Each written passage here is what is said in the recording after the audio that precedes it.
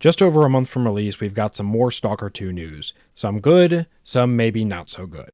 Leave a like if you enjoy, and let's get right into it.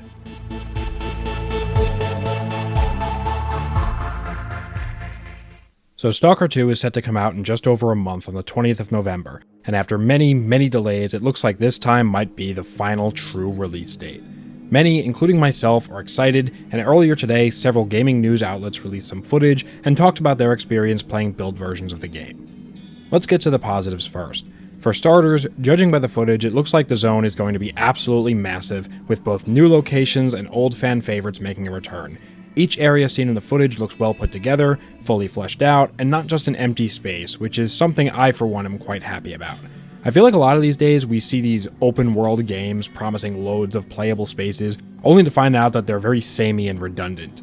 Stalker 2 does not seem to have this problem. You've got everything from swamps to villages to massive factory complexes, just like the original games, only this time around it seems like the map is more detailed due to newer technology, which is, again, something great to see.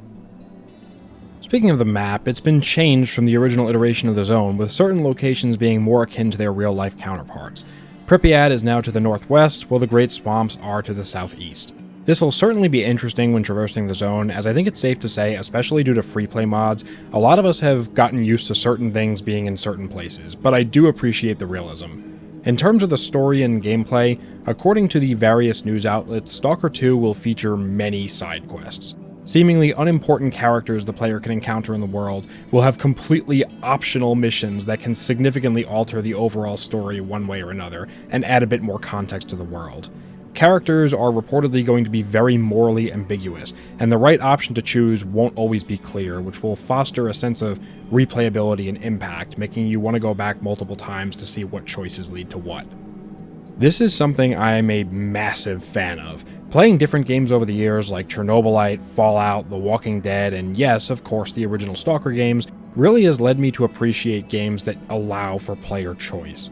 While linear titles are certainly good and do serve a purpose, I find that games with multiple endings and branching choices are the ones that keep me coming back again and again. I always find myself going back to replay those types of games and see how things would have turned out had I switched to a completely different playstyle or role. The original Stalkers had this to a limited degree, but from what it sounds like, Stalker 2 is going to have this turned up to 11, and that's something I'm definitely there for. Overall, it's looking like Stalker 2 is shaping up to be a potentially fantastic game. The visuals are impressive, the gunplay looks smooth, and the atmosphere is reported to be more immersive than ever, so it all sounds great, but we need to talk about some of the negatives now. Look, I want this game to be nothing short of amazing. I want Stalker 2 to go down in history as the game that defiantly refused to be a victim of its circumstances.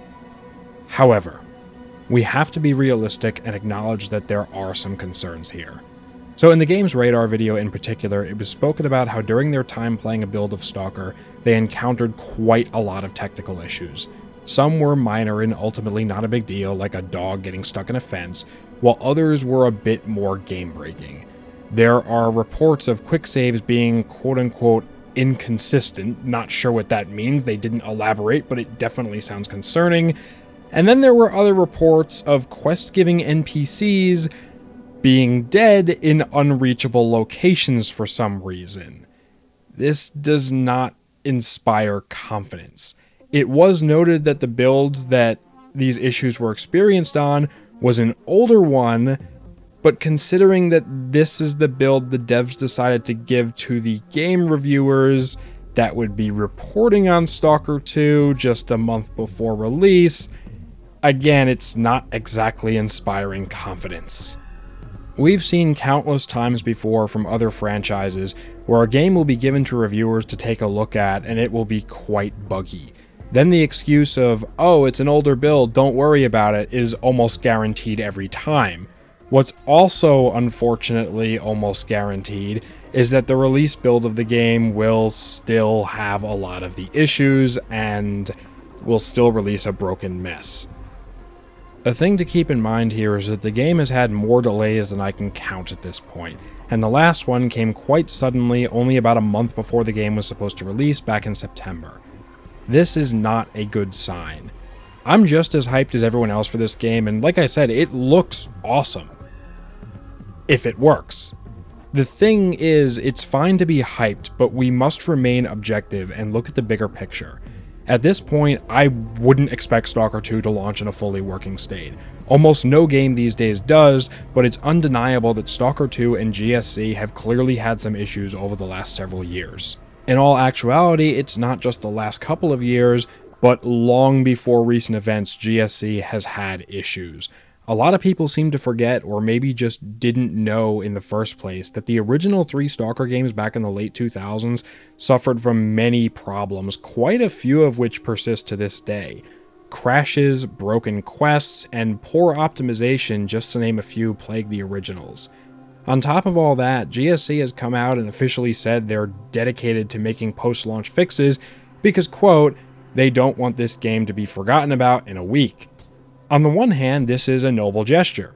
It's good to know that the team is committed to sorting out any potential issues people might have.